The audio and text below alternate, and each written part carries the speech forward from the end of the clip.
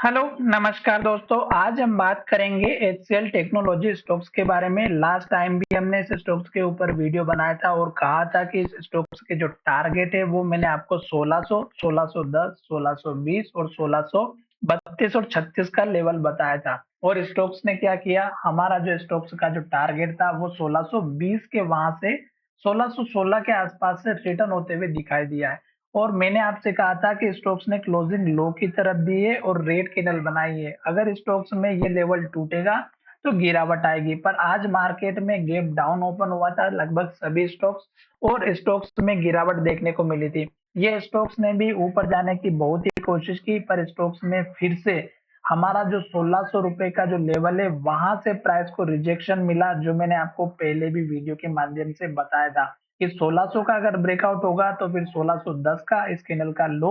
और फिर अगर आप देखेंगे तो यहाँ पर एक के बाद एक मैंने आपको ये लेवल्स बना करके बताए थे और अच्छे तरीके से रेंज को समझाया भी था कि कौन कौन से टारगेट है।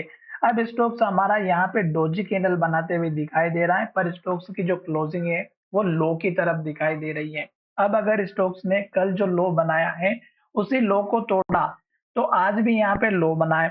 अगर ये लो टूटेगा और फिर से लो की तरफ क्लोजिंग होगा तो हमें फिर से वेट करना है, और स्टॉक्स का जो सपोर्ट वाला एरिया इस कैंडल का हाई 1560 रुपए का पहला लेवल है, और दूसरा वाला जो लेवल है हमारा लगभग बना हुआ है 1545 से लेके 1550 का।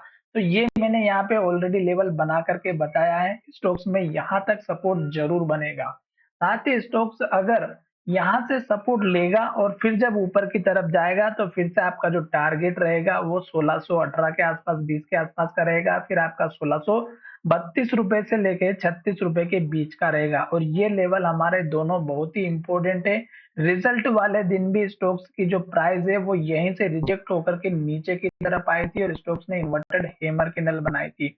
ध्यान रहे कि स्टॉक्स इस रेंज के अंदर ट्रेड कर सकता है, जो लगभग हमारी 1550 से लेकर के 1620 के आसपास की रहेगी। और जब स्टॉक्स में ब्रेकआउट मिलेगा ऊपर की तरफ या नीचे की तरफ, वो डायरेक्शन हमें यहाँ पर दिखाई दे सकती है। जैसे स्टॉक यहाँ से ऊपर की तरफ गया था तो अब स्टॉक्स में थोड़ा सा सपोर्ट लेना भी बनता है, प्रॉफिट बुकिंग होती हुई भी दिखाई देगी।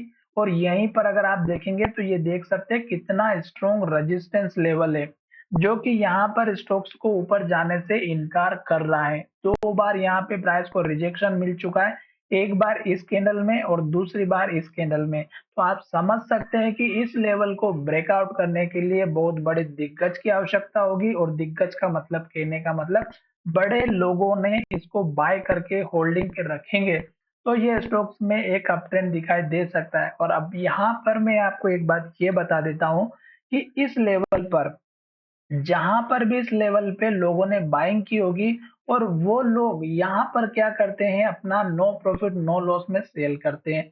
एक तो जिसकी वजह से सेलिंग आती है, दूसरा स्टॉक्स में नीचे के लेवल से बाइंग होती है, जैसे कि इस लेवल पे बाइंग हुई होगी, इस लेवल पे बाइंग हुई होगी, इस लेवल पे बाइंग हुई होगी।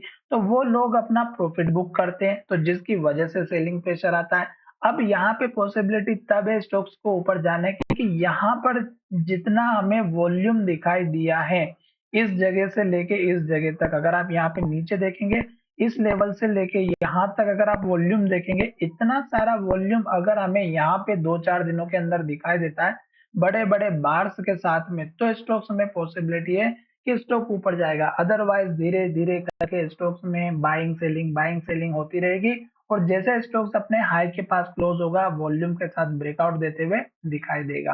तो चलिए वीडियो को यहीं विराम करते हैं। आशा करता हूँ कि वीडियो अच्छा लगा होगा, और अगर वीडियो अच्छा लगा है तो चैनल को जरूर सब्सक्राइब करिएगा।